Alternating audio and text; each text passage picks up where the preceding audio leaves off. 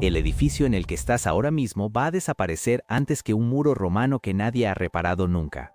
No es una forma de hablar, no es una exageración, es aritmética. Las paredes que te rodean en este momento, el techo que tienes encima, el suelo que te sostiene, están diseñados para durar unas pocas décadas antes de empezar a fallar. Y hay un muro construido hace más de 2000 años, sumergido en el mar, que jamás ha recibido una reparación, ni una inspección, ni una mano de nadie, y que sigue exactamente donde lo dejaron. Alguien, en algún momento de estos 20 siglos, supo hacer algo que nosotros ya no sabemos hacer. Lo peor no es eso. Lo peor es que la receta estaba escrita. Esa idea cambia la forma de mirar por la ventana. Nos han educado en algo muy cómodo, que la historia es una línea recta que sube, que cada generación sabe más que la anterior, que nosotros somos el punto más alto de todo lo que ha existido. En muchas cosas es verdad, pero mira a tu alrededor con honestidad. Los puentes se cierran a los 30 o 40 años. Los aparcamientos se apuntalan, los paseos marítimos se los comen los temporales. Los colegios de tu infancia ya están señalados con carteles de peligro. Damos por normal que todo lo que levantamos tenga fecha de caducidad, que haya que demoler y volver a empezar, que eso sea simplemente cómo funciona el mundo. ¿Y si no fuera cómo funciona el mundo? ¿Y si solo fuera cómo funciona el nuestro? Ellos no construían así. Ellos levantaron una piedra que hoy no sabríamos fabricar aunque nos pusieran los planos delante. Una piedra que no envejece como la nuestra, sino que hace algo que roza lo perturbador cuando lo miras de cerca. Una piedra que, cuando se rompe, no se queda rota. Y no hablamos de un edificio milagroso, de una excepción, de un golpe de suerte que aguantó mientras el resto se venía abajo. Hablamos de puertos enteros, de murallas, de cúpulas, de obras repartidas por todo el Mediterráneo que llevan 2 milenios haciendo lo mismo. Aguantar mientras nadie las mira. Retén esa frase, porque cuando este archivo te muestre qué ocurre dentro de esa piedra cada vez que se abre una grieta, no volverás a mirar una pared agrietada de la misma manera. Vamos a abrir el expediente y empieza con una decepción aparente. No hay nada exótico en la mezcla, ninguna aleación imposible, ningún ingrediente perdido. Nada que no puedas encontrar en un radio de 100 kilómetros alrededor de Nápoles. Cal, ceniza volcánica, fragmentos de roca, agua. Eso es todo. 4 cosas que un puñado de obreros preparaba en cualquier obra con espuertas y calderos, sin más tecnología que sus brazos y algo que sabían y nunca llegaron a escribir. Ellos lo llamaban opus caementicium. Y ahí está el mejor escondite que ha tenido esta historia durante 2000 años. Nosotros usamos la misma palabra para lo suyo y para lo nuestro. Hormigón, la misma, como si fuera el mismo material, como si solo hubiera cambiado la maquinaria. No lo es, no se comporta igual, no envejece igual, no muere igual. Hay cosas que no hace falta enterrar para que desaparezcan. Basta con llamarlas como a todo lo demás. La ceniza venía de un sitio muy concreto, y ese dato pesa más de lo que parece ahora mismo. De Pozzuoli, la antigua Puteoli, en los Campos Flegreos, esa tierra al oeste de Nápoles donde el suelo todavía humea y huele a azufre, donde los antiguos creían que estaba la boca del inframundo porque el terreno respira. De allí sacaban un polvo gris que bautizaron con el nombre del pueblo, puzzolana. No lo usaron en un par de obras cercanas por comodidad, lo cargaron en barcos, en cantidades enormes, y lo movieron de un extremo a otro del imperio durante siglos. Nadie mueve montañas de polvo volcánico por medio Mediterráneo por capricho. Lo hacían porque sabían exactamente lo que ese polvo hacía. Y esa es la parte que se perdió. Ahora el hallazgo que me obligó a parar y volver a leer la fuente 3 veces. Cuando construían dentro del mar, no llevaban agua dulce hasta la obra. Usaban el agua del propio mar para la mezcla. Metían dentro, a propósito, exactamente aquello que hoy consideramos veneno. Porque tienes que entender lo que la sal le hace a nuestra construcción. Se filtra, ataca, hincha el metal escondido en el interior, revienta la estructura desde el corazón. Nuestros ingenieros se dejan la vida en mantenerla fuera con recubrimientos, con barreras, con impermeabilizantes que acaban fallando igual. Ellos la invitaban a entrar. ¿Te has preguntado alguna vez cuántas cosas que damos por leyes de la naturaleza son en realidad solo los límites de lo que nosotros sabemos hacer? Sube conmigo desde el agua hasta el centro de Roma, porque la prueba más descarada de todo esto no está escondida en el fondo del mar. Está a plena luz del día, y millones de personas pasan por debajo cada año sin entender lo que tienen encima. El Panteón, reconstruido bajo el emperador Adriano hacia los años 113 a 125 después de Cristo, sostiene la mayor cúpula sin armar del mundo. Del mundo, no de la antigüedad, no de su época, no para lo que había entonces. Del mundo hoy, en este mismo instante en el que tú estás escuchando esto, casi 1900 años sosteniéndose sola, sin una sola barra de acero por dentro, y con un agujero abierto en el centro por el que entra la lluvia desde el primer día. Nosotros no podemos hacer eso, y esta es la parte que la gente no termina de creerse, así que voy a ser muy concreto. Si mañana entras en un estudio de ingeniería y encargas una cúpula de ese tamaño sin armadura de acero por dentro, te van a decir que no. Te lo van a decir con toda la razón del mundo, porque nuestro material no aguanta esas tensiones por sí solo. Necesita un esqueleto de metal escondido en su interior. Y ese esqueleto es precisamente su punto débil, porque el día que entra el agua el metal se corroe y el edificio empieza a morir desde dentro. En el mismo momento en que te lo estén explicando, a pocos kilómetros de esa conversación habrá una cúpula romana sin un gramo de metal aguantando su propio peso desde antes de que existiera nada de lo que hoy llamamos ingeniería. Hay un documento en este expediente que todavía no ha salido a la luz y que explica por qué la suya no necesita ese esqueleto. Pon al lado el otro extremo de la balanza, el nuestro. El cemento que usamos hoy se patentó en el año 1824 y es, después del agua, la sustancia más fabricada del planeta. Tus paredes, tu hospital, el colegio de tus hijos, el puente que cruzas cada mañana, la ciudad entera que ves por la ventana, su vida útil real se mide en décadas. Una estructura moderna, bien hecha, bien mantenida y bien vigilada, aspira a durar más o menos lo que dura una persona. Hemos construido un mundo entero que no va a sobrevivir a sus propios nietos. Ellos, sin ordenadores, sin acero, sin laboratorios, levantaron cosas que llevan 20 veces ese tiempo en pie sin que nadie las cuide. No fue una vez. Eso es lo que convierte la anécdota en expediente. Todavía conservamos los nombres de 5 grandes puertos romanos construidos directamente dentro del mar, con sus fechas, sus sondeos y sus informes, repartidos entre la costa de Israel y las bahías de Italia. 5, todos ellos recibiendo el castigo del oleaje desde hace más de 2000 años. Y ninguno ha tenido jamás un equipo de mantenimiento, ni un contrato de reparación, ni una sola inspección. Nadie ha ido nunca a arreglarlos. Simplemente aguantan. Mientras tanto, el rompeolas que protege tu ciudad costera sale en las noticias cada invierno, así que la pregunta se vuelve inevitable y no tiene respuesta amable. Si la fórmula estaba escrita, si los ingredientes eran cal y ceniza y piedra, si el resultado duraba 20 veces más que el nuestro, si además se fabricaba a mucha menos temperatura y ensuciaba muchísimo menos, entonces alguien, en algún momento, decidió dejarlo caer. ¿Quién mira un material que dura 2000 años, lo compara con otro que dura 60 y elige el segundo? ¿Cuántas de las cosas que usas cada día no están ahí porque sean las mejores, sino porque fueron las que alguien pudo vender más rápido? Y aún hay algo peor, porque durante siglos los propios expertos tuvieron delante de los ojos la prueba física de cómo funcionaba esta piedra, la miraron, la describieron en sus manuales y la entendieron justo del revés. Había una anomalía dentro de esa piedra, algo visible a simple vista en cualquier muestra.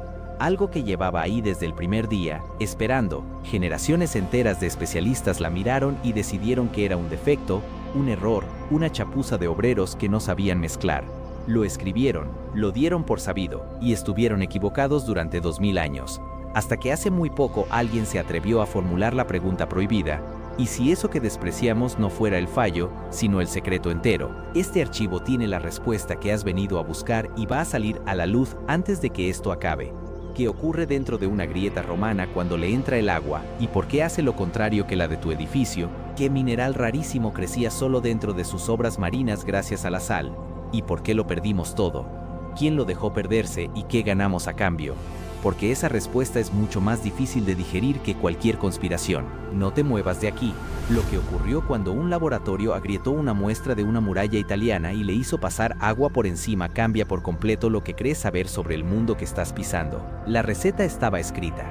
Y esa frase, que parece un detalle menor, es la grieta por donde se cuela todo este expediente, porque no se sostiene. No estaba perdida, no fue quemada. No la escondieron en una cripta ni la guardó una hermandad de iniciados. Estaba escrita, publicada, copiada a mano durante siglos, impresa más tarde, traducida a media docena de idiomas y disponible en cualquier biblioteca decente de Europa desde hace 500 años. y aún así fuimos incapaces de reproducirla. Piensa en lo absurdo que suena, porque es como perder una guerra teniendo los planos del enemigo encima de la mesa. Si el conocimiento estaba ahí, delante de nuestros ojos, en un texto que cualquiera podía leer, entonces lo que se perdió no era el conocimiento, era otra cosa.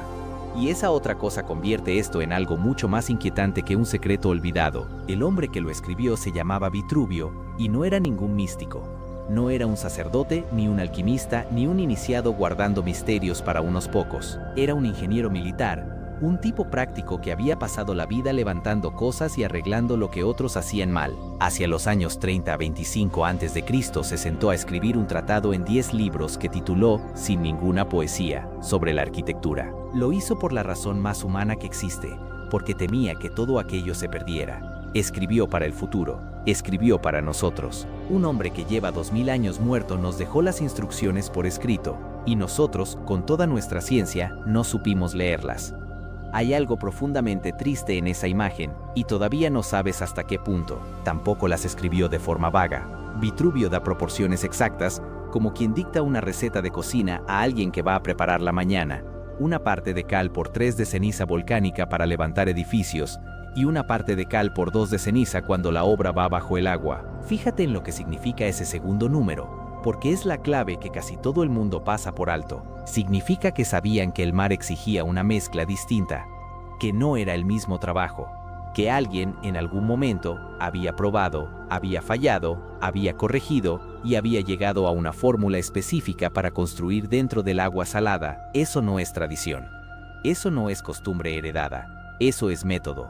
Y el método deja huella, aunque nadie de su época lo llamara ciencia. Tampoco fue el único testigo. El otro gran recopilador del mundo antiguo, Plinio el Viejo, también dejó constancia de este material en su enciclopedia. No tenemos una fuente aislada que pudiera estar exagerando o inventando. Tenemos dos, independientes, coincidiendo en que aquello existía y funcionaba. En un expediente, eso lo cambia todo. Un testimonio se discute. Dos testimonios que no se copian entre sí obligan a mirar de otra manera. Los romanos no solo fabricaron esta piedra, la documentaron, la explicaron y la dejaron por escrito para cualquiera que viniera después. Es, probablemente, el conocimiento perdido peor guardado de la historia. Y aún así lo perdimos. Sostén esa contradicción porque en este archivo hay un documento que la explica y todavía está sellado. Veamos qué eran capaces de hacer con eso en la mano, porque los textos son fríos y las obras no. Viaja conmigo hasta la costa de lo que hoy es Israel en los años 22 a 15 a.C. Allí había un problema que cualquier ingeniero moderno reconocería al instante. Una franja de costa recta, abierta, sin una sola bahía natural, sin un cabo, sin un abrigo donde meter un barco. Geografía hostil, y allí decidieron construir un puerto. No un puerto pequeño, uno capaz de recibir la flota comercial de un imperio entero. Lo llamaron Cesarea. No lo levantaron aprovechando la tierra, porque no había tierra que aprovechar.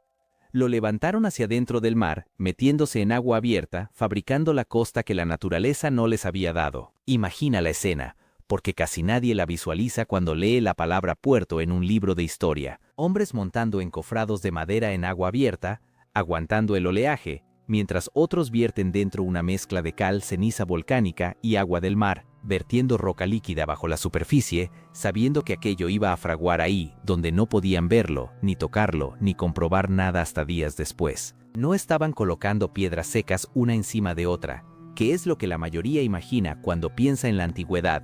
Estaban fabricando roca artificial en el fondo del mar. ¿Cuánta confianza hace falta para hacer algo así, a ciegas, con la flota de un imperio dependiendo del resultado?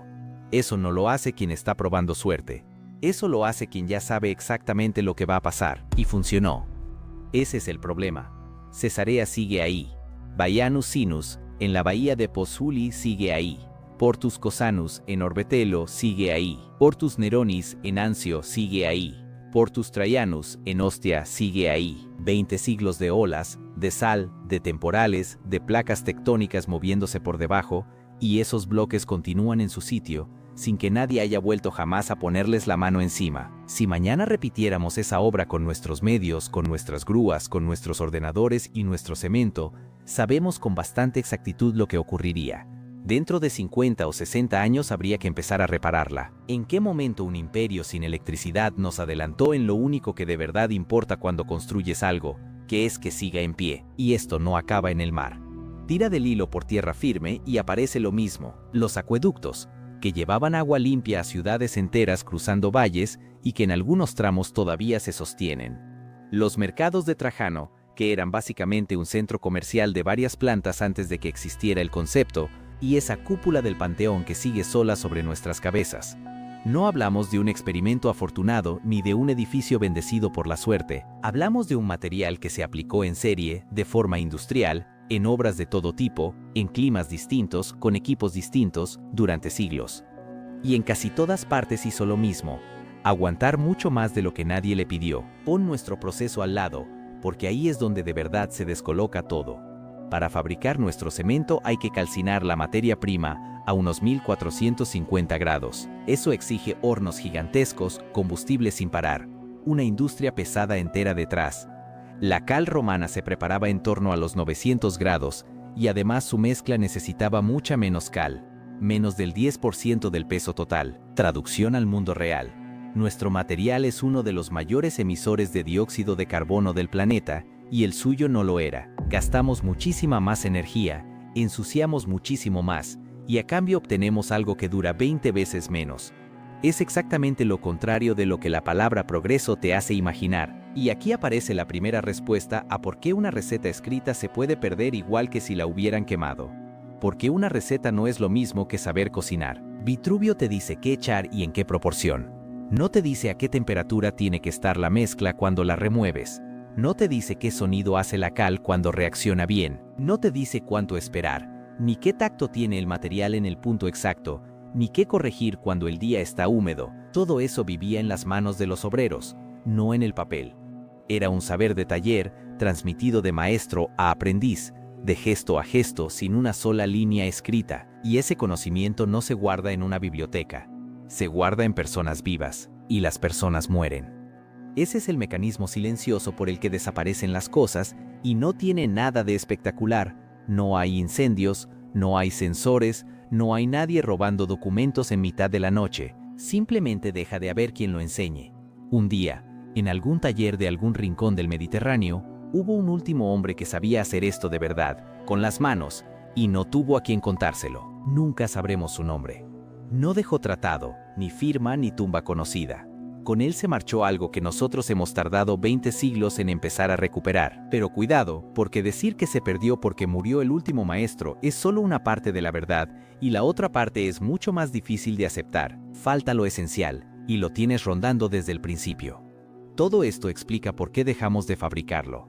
No explica lo otro. No explica por qué su piedra, la que ya estaba hecha, la que llevaba siglos abandonada sin que nadie la vigilara, no se ha caído. El tiempo no perdona a nadie. Las cosas se agrietan. El agua entra, el hielo abre, la sal muerde. Es una ley, y sin embargo esos bloques siguen enteros. Algo está ocurriendo dentro de esa piedra, ahora mismo, mientras tú escuchas esto, algo que no es simple resistencia, algo que es activo. Los científicos que fueron a buscarlo se encontraron con una cosa que no esperaban, tan contraria al sentido común que tardaron años en aceptarla. Y esa historia empieza con un equipo perforando un rompeolas romano para sacarle un cilindro de 2000 años y meterlo en una máquina que dispara luz más brillante que el sol. Un cilindro de 2000 años y una máquina que dispara luz más brillante que el sol.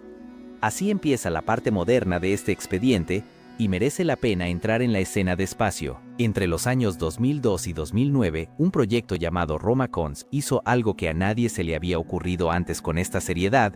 En lugar de estudiar el hormigón romano mirándolo desde fuera, decidieron perforarlo, ir a los puertos, meterse en el agua, montar la broca sobre los propios bloques antiguos y sacarles muestras cilíndricas del corazón, como quien saca un testigo de hielo de un glaciar. Nadie había hecho eso de forma sistemática en 2000 años. Nadie había preguntado por dentro. Y lo que salió de esos agujeros terminó cruzando el Atlántico hasta un laboratorio de California donde iban a hacerle algo que Vitruvio no habría podido ni soñar. Piensa en lo que significa ese gesto, porque es más raro de lo que parece. Durante siglos, la actitud ante estas obras fue de admiración turística. Se miraban, se fotografiaban, se medían por fuera, se escribían libros sobre su tamaño y su belleza. Nadie se planteaba en serio que el material en sí tuviera algo que enseñarnos. ¿Cómo iba a enseñarnos nada? Éramos nosotros los que teníamos ordenadores, satélites, química avanzada, laboratorios. Ellos eran los antiguos, los que iban en sandalias. Y ese prejuicio, ese pequeño gesto de superioridad que todos hemos tenido alguna vez sin darnos cuenta, es exactamente lo que mantuvo este archivo cerrado durante 20 siglos. No lo cerró ningún villano. Lo cerró la idea cómoda de que ya lo sabíamos todo. El sitio al que llegaron esos cilindros se llama Advanced Light Source, el Laboratorio Nacional de Berkeley, y es uno de esos lugares donde la ciencia empieza a parecer otra cosa. Es un anillo enorme donde se aceleran partículas hasta velocidades imposibles para producir un haz de rayos capaz de atravesar la materia y leer su estructura íntima, átomo a átomo, sin destruirla. Luz miles de millones de veces más brillante que la del Sol, apuntando a un trozo de argamasa que unos hombres prepararon a mano cuando en Roma todavía gobernaban los emperadores. Toda la potencia de nuestra civilización enfocada en una sola pregunta hecha casi con vergüenza: ¿qué es exactamente lo que hicisteis vosotros? Y hay una persona detrás de esa pregunta, porque estas cosas nunca las hace un ente abstracto llamado la ciencia. Las hace alguien concreto que se obsesiona. En este caso se llama Mary Jackson, geóloga, que trabajó primero en la Universidad de California en Berkeley y después en la Universidad de Utah, junto a un especialista en hormigón llamado Paulo Monteiro. Jackson venía de estudiar rocas volcánicas, de entender cómo la naturaleza fabrica piedra a lo largo de milenios. Y esa mirada era justo la que hacía falta, porque los ingenieros llevaban 2 siglos estudiando este material como si fuera cemento antiguo, es decir, como una versión primitiva de lo nuestro. Ella empezó a mirarlo como lo que en realidad era: una roca que fabricaron unos hombres y que el mar llevaba 2 milenios trabajando. Entre los años 2013 y 2017, ese trabajo dio sus resultados, y aquí es donde el sentido común se rompe por primera vez. Lo esperable era encontrar un material degradado. Estamos hablando de bloques sumergidos, empapados de agua salada durante 20 siglos, sometidos a la peor condición que existe para cualquier construcción. La sal es el veneno. Lo es hoy y lo era entonces. Lo que cualquiera habría apostado es que ese hormigón estaría aguantando a pesar del mar, resistiéndolo, sobreviviéndole a duras penas como un anciano fuerte. Y lo que encontraron dentro de aquellos cilindros fue lo contrario. No estaba aguantando a pesar del mar, estaba mejorando gracias al mar. Deja que eso aterrice, porque es una de esas frases que reordenan la cabeza. El agua salada se infiltraba lentamente por los poros de la mezcla, encontraba la cal y la ceniza volcánica, y en lugar de destruirlas, reaccionaba con ellas, no en horas ni en meses, a lo largo de años, de décadas, de siglos. Y de esa reacción lenta iban naciendo minerales nuevos dentro de la piedra. Minerales que no estaban el día que se vertió la mezcla. Minerales que el propio mar iba fabricando dentro del bloque, poco a poco, mientras nadie miraba, mientras caían imperios y cambiaban las lenguas y se olvidaban los nombres de quienes lo construyeron. Aquella obra no estaba terminada cuando los romanos se marcharon. Aquella obra seguía haciéndose sola. Esos minerales tienen nombre, y uno de ellos es la razón por la que este expediente interesa hoy a laboratorios de medio mundo: tobermorita aluminosa. El otro se llama filipsita. No hace falta que recuerdes los nombres, hace falta que entiendas la forma. Porque no crecían como manchas ni como costras, crecían como fibras y como placas diminutas, entrelazándose dentro del material, cosiéndolo desde dentro. Imagina una tela que en lugar de deshilacharse con el uso fuera tejiendo hilos nuevos por su cuenta. Eso es lo que ocurría ahí abajo, en la oscuridad, en el silencio del fondo del mar, durante 20 siglos seguidos. El oleaje que debía destruir aquellos bloques era precisamente lo que los estaba cosiendo. Y ahora el dato que convierte la curiosidad en asombro de verdad. La tobermorita aluminosa es un mineral rarísimo, tan raro que fabricarlo en un laboratorio moderno es un problema serio.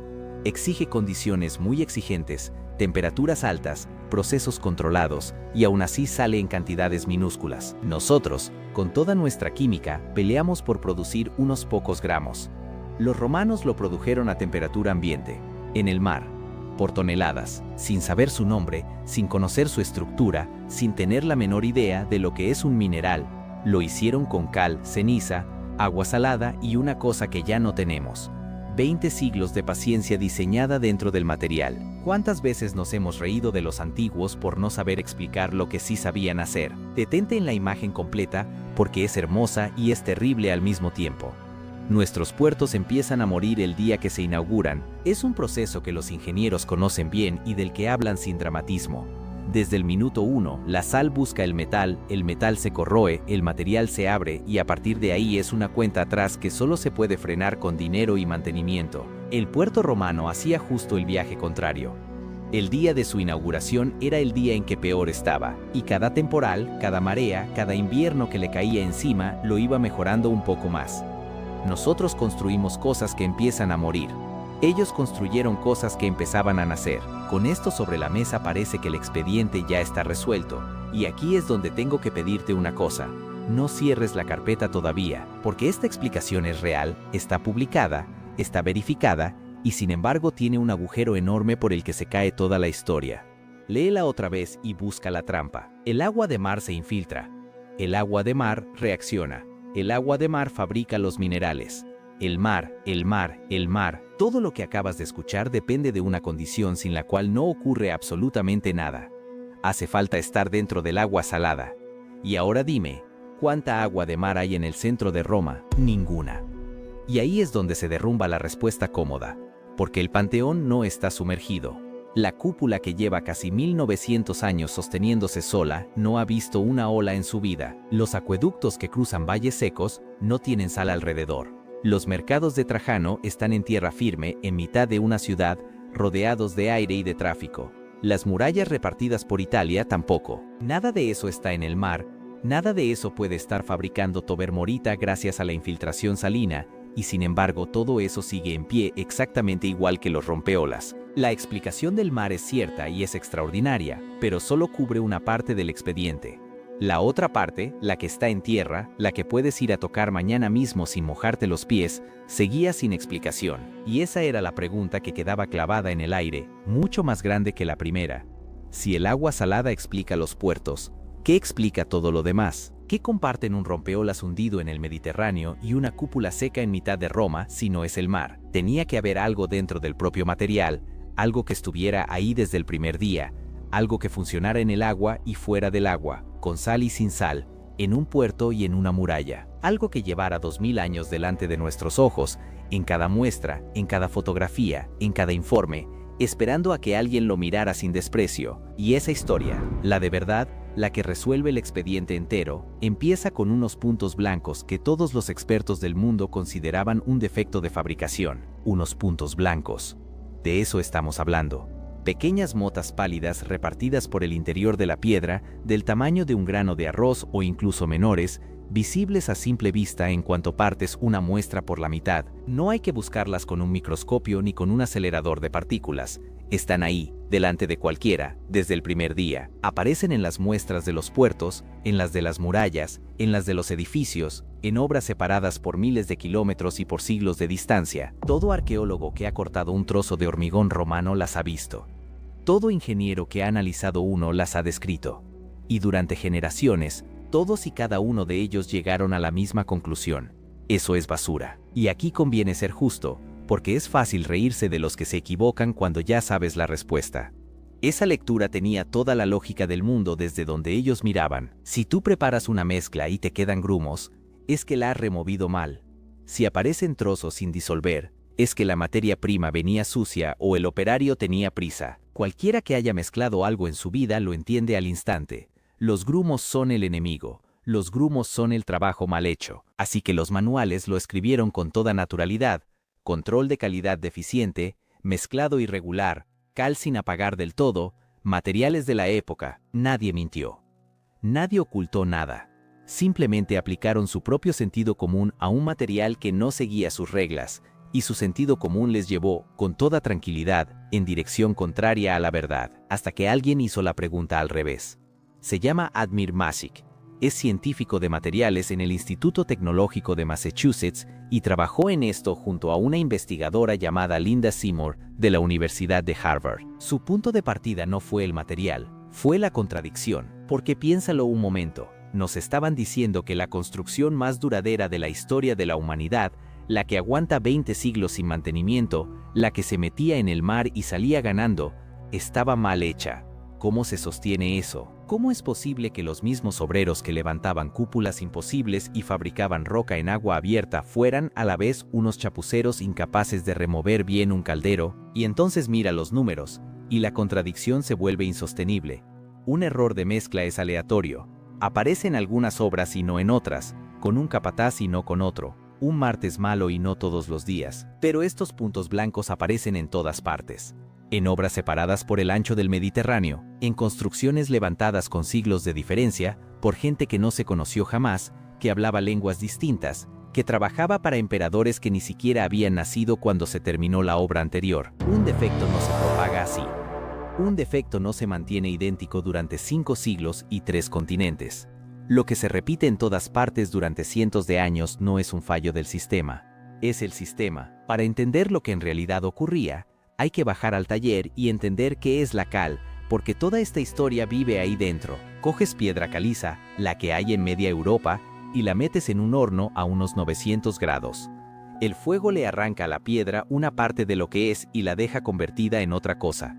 Un material blanco, ligero, sediento, eso es la cal viva. Y sediento es la palabra exacta, porque la cal viva odia estar seca.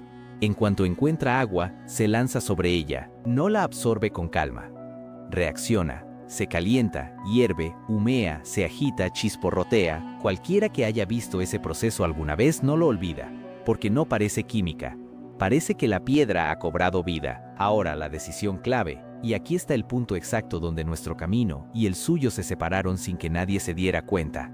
Con la cal viva puedes hacer 2 cosas. La primera es la sensata, la que todo manual moderno considera obligatoria, apagarla antes.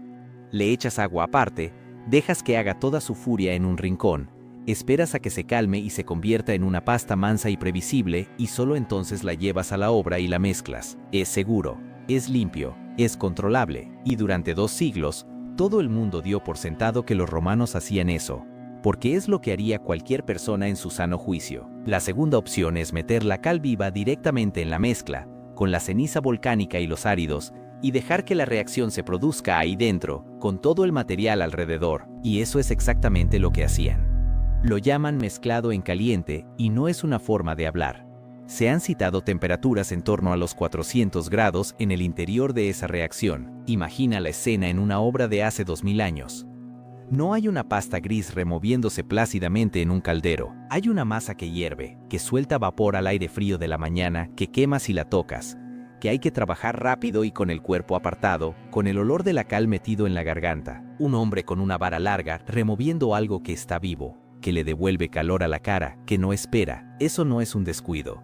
Nadie hace eso por accidente. Eso es un procedimiento, uno que exige nervio, oficio y saber exactamente en qué momento parar. Y fíjate en lo que acaba de encajar, porque es la pieza que llevaba todo este expediente esperando. ¿Recuerdas lo que Vitruvio no escribió? Escribió las proporciones. 1 parte de cal por 3 de ceniza, 1 por 2 bajo el agua. Escribió los ingredientes, escribió las cantidades, escribió todo lo que se puede poner en un papel. Y no escribió esto, no escribió la temperatura, ni el momento, ni el gesto, ni el punto exacto en que la masa está lista, porque eso no se escribe. Eso se aprende al lado de un hombre que lleva 30 años haciéndolo, mirándole las manos. Ahí estaba el agujero entre la receta y el plato. No faltaba información. Faltaba el hombre que sabía cuándo la mezcla estaba en su punto, y ese hombre no cabe en un libro. Ahora vuelve a los puntos blancos, porque ya sabes de dónde salen. Cuando metes cal viva directamente en la mezcla y todo eso ocurre a la vez, quedan pequeñas porciones que no llegan a reaccionar del todo en ese momento. Fragmentos de calcio en estado reactivo, atrapados dentro de la masa mientras fragua, esparcidos por todo el volumen de la piedra como semillas por un campo. No están en la superficie, están dentro, repartidos por millones, en cada muro, en cada bloque, en cada cúpula. Y no son restos, no son residuos, no son lo que sobró. Son depósitos activos de un material que aún tiene una reacción pendiente, colocados por todo el interior de la construcción, en reposo, esperando algo que todavía no ha ocurrido. Detente en la humillación que hay en este punto, porque es la más grande de todo el expediente.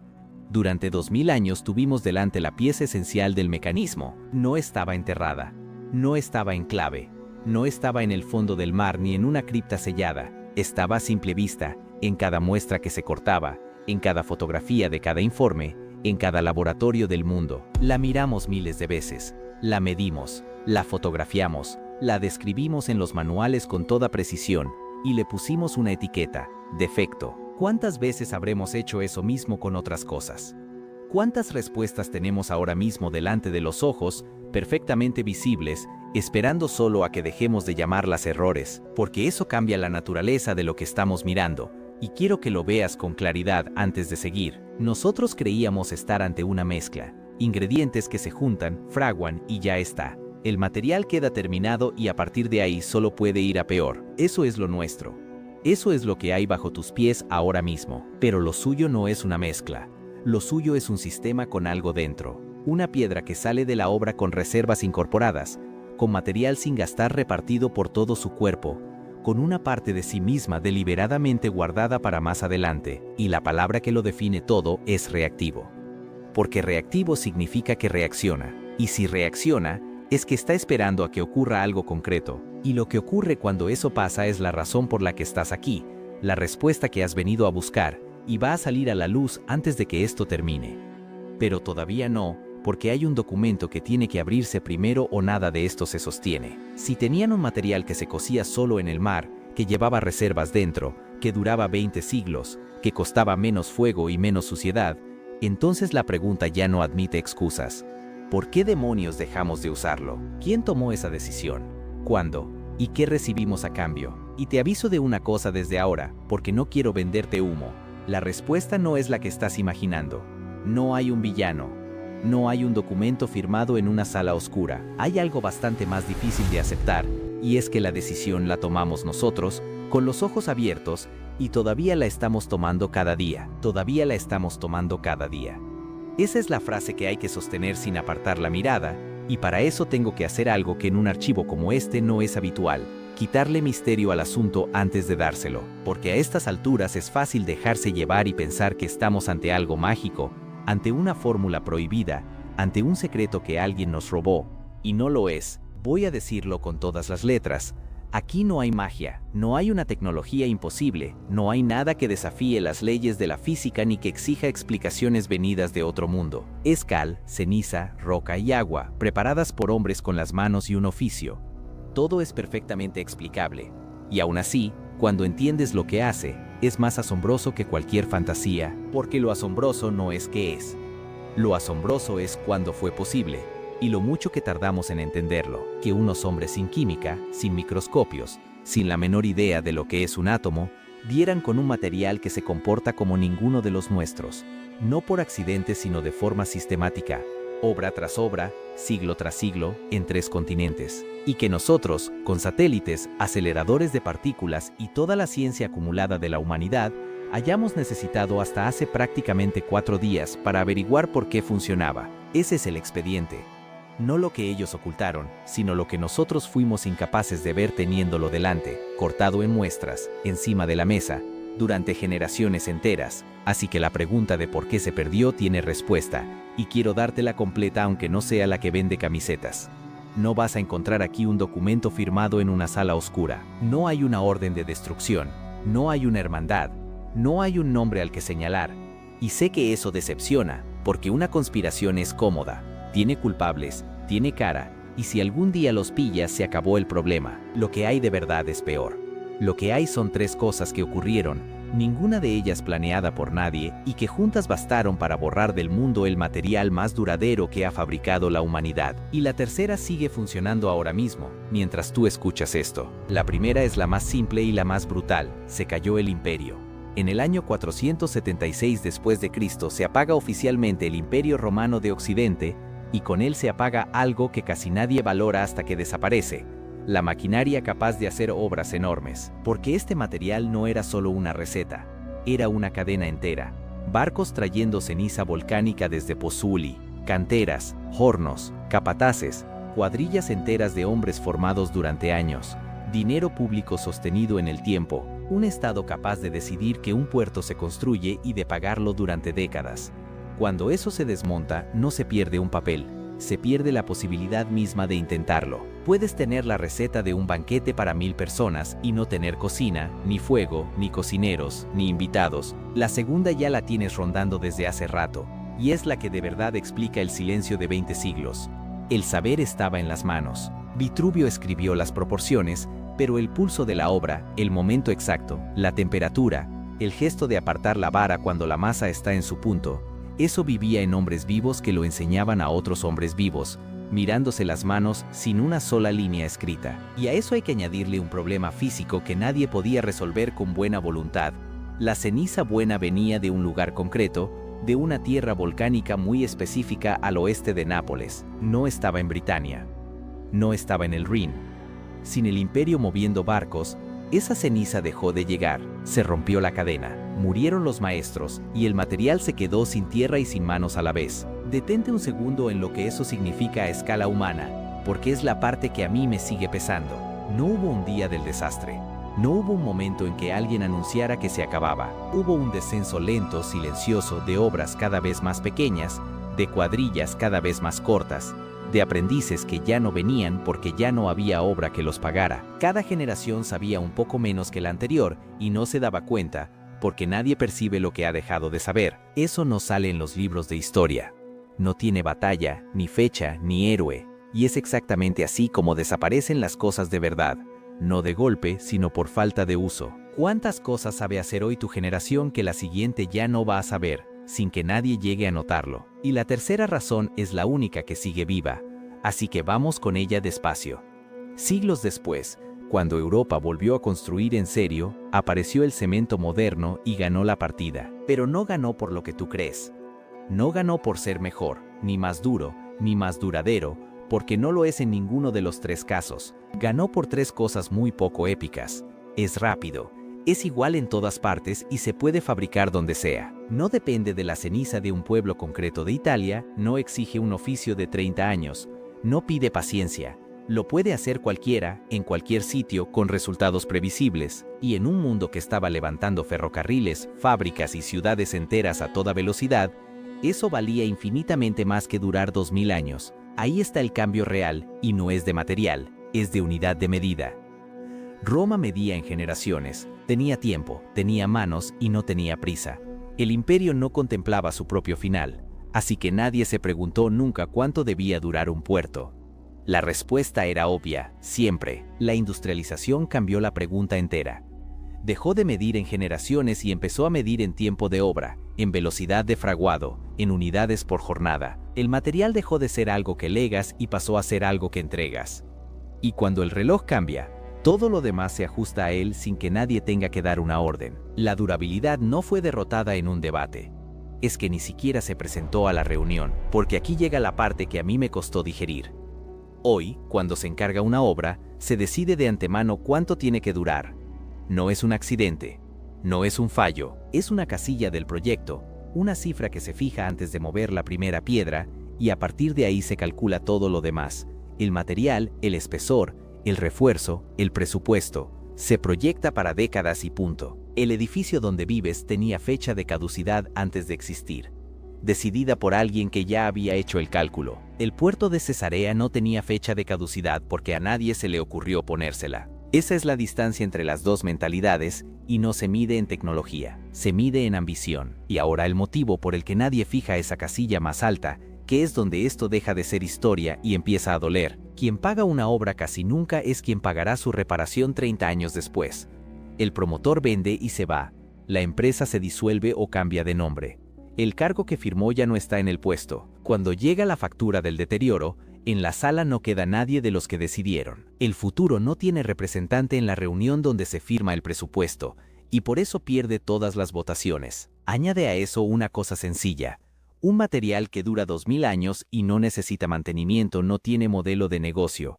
Nadie vuelve a comprarlo. Nadie firma el contrato de revisión. No hay que conspirar para que un sistema deje de investigar aquello de lo que no puede vivir. Y ahí está la frase que resume este expediente entero. No hizo falta que nadie lo enterrara. Bastó con que a nadie le interesara desenterrarlo. Eso es más difícil de aceptar que cualquier conspiración, porque una conspiración se puede desmontar. Detienes a los culpables, publicas los papeles, se acabó. Un incentivo no se detiene. No tiene cara, no tiene sede, no tiene firma. Está repartido en miles de decisiones razonables tomadas por gente razonable que solo hacía su trabajo. Y sigue funcionando hoy, en cada presupuesto, en cada plazo, en cada obra que se aprueba mientras tú escuchas esto. No te robaron nada. Simplemente nadie tuvo nunca motivo para devolvértelo. Pero seamos justos hasta el final, porque este archivo no te vende humo, y hay una razón técnica real que hay que poner sobre la mesa.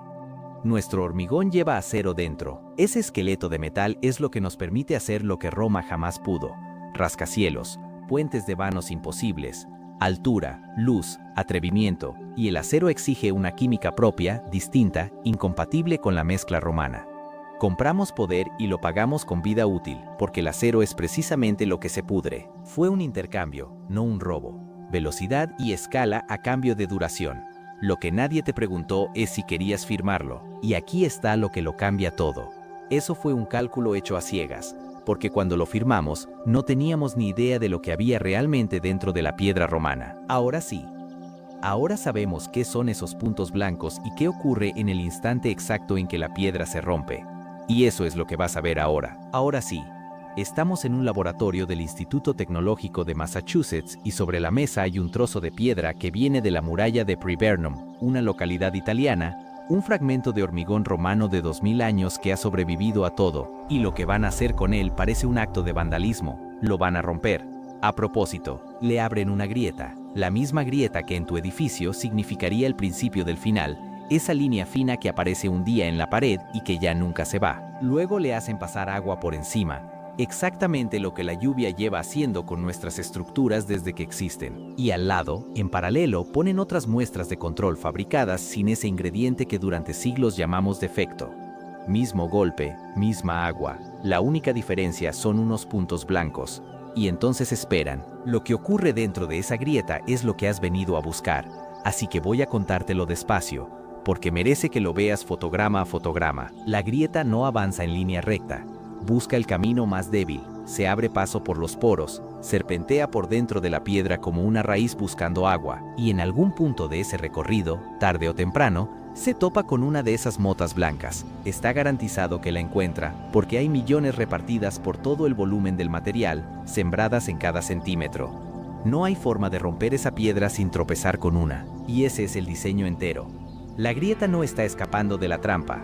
La grieta está corriendo directamente hacia ella, y entonces sucede. El agua que se cuela por la fisura alcanza ese depósito de calcio que llevaba 2000 años inmóvil, esperando este momento exacto, sin gastarse, sin caducar, sin perder un ápice de su capacidad, y despierta. El calcio reacciona con el agua, se disuelve, se convierte en una solución que viaja por la propia grieta, la recorre entera, la llena, y ahí, en contacto con el aire y con el material que la rodea, vuelve a cristalizar. Se transforma en carbonato de calcio, en piedra nueva, en roca sólida creada en el sitio y en el momento en que hacía falta. La grieta no se tapa desde fuera, se rellena desde dentro, con material fabricado en el instante, por la propia herida. La piedra no tiene un parche. La piedra tiene la reparación metida dentro desde el primer día. Piénsalo con la palabra que le corresponde, porque no hay otra: cicatriza. No es una metáfora bonita para un vídeo, es literalmente lo que hace, igual que tu piel.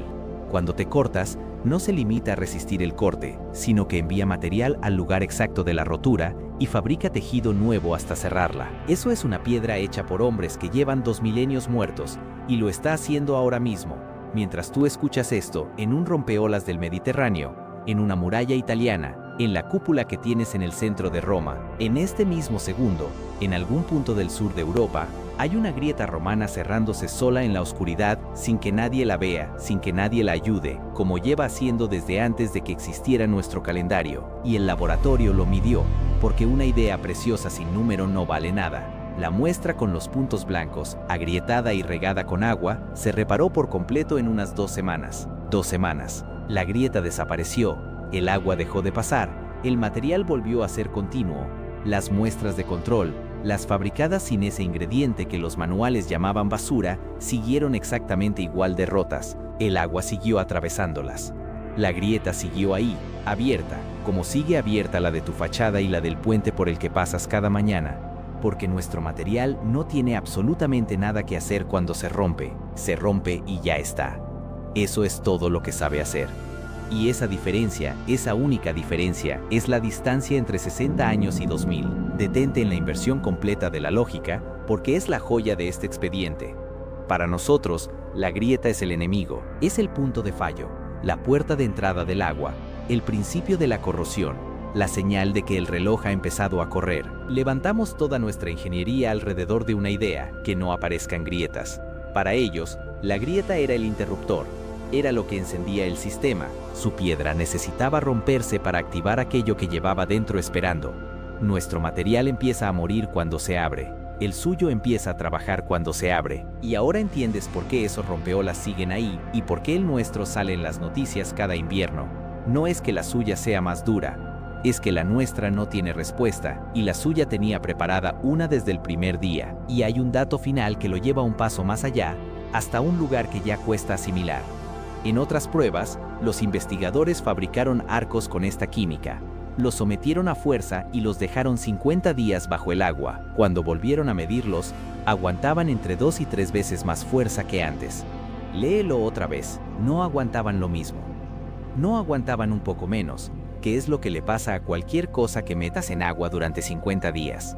Aguantaban 2 y 3 veces más. El tiempo y el agua, los dos enemigos que destruyen todo lo que construimos, los dos jinetes que se llevan por delante nuestras casas, nuestros puentes y nuestros puertos, en manos de aquellos hombres estaban trabajando a favor. ¿Te das cuenta de lo que significa eso?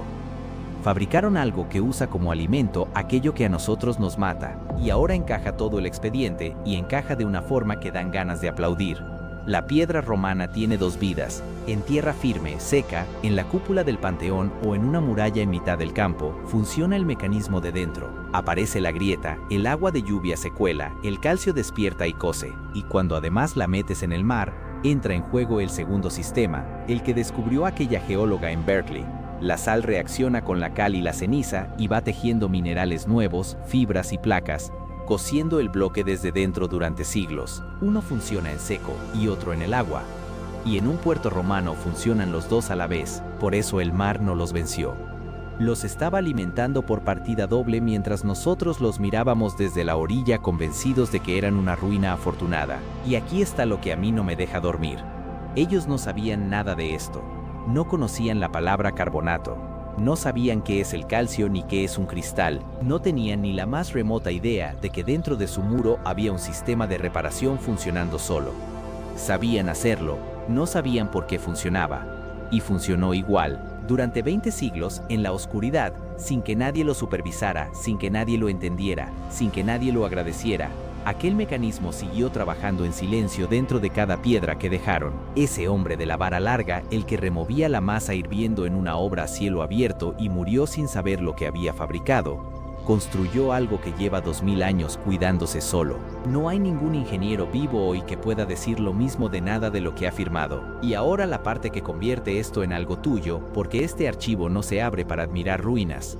Todo esto ya no es historia. Hay laboratorios ahora mismo, en varios países, trabajando para meter estos principios en el hormigón del futuro. Materiales autorreparables que cierren sus propias grietas, cementos que necesiten mucho menos fuego y ensucien mucho menos, estructuras pensadas para durar como duraban las suyas. No es ciencia ficción y no está a un siglo de distancia. Es la línea de investigación abierta que nació de perforar un rompeolas y de mirar unos puntos blancos sin despreciarlos. Aquellos hombres nos dejaron por escrito lo que pudieron, y lo que no cabía en el papel lo dejaron dentro de la piedra, esperando a que alguien tuviera la humildad de preguntar, ¿se puede volver a hacer? Esa es la parte del expediente que todavía no está cerrada, y queda una última cosa, la que de verdad te llevas puesta cuando apagues esto. Durante 2000 años, la respuesta estuvo delante de los ojos de todo el mundo. No estaba enterrada, no estaba cifrada, no estaba en el fondo del mar. Estaba en cada muestra cortada, en cada fotografía de cada informe, en cada laboratorio. Y no la vimos por una sola razón, porque decidimos de antemano que aquello era un error. Le pusimos una etiqueta y dejamos de mirar. La etiqueta hizo el trabajo que no habría podido hacer ninguna conspiración. Y ahora la pregunta que te dejo, la que de verdad importa, la que se aplica a esto y a todo lo demás.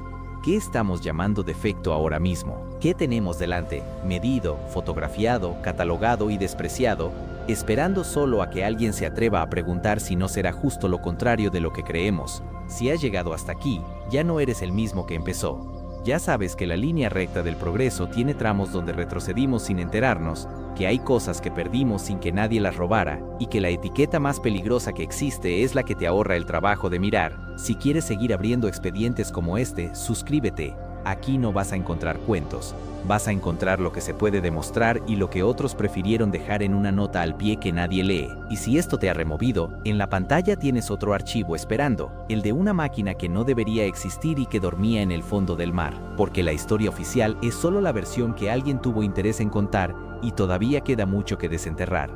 Este archivo queda abierto,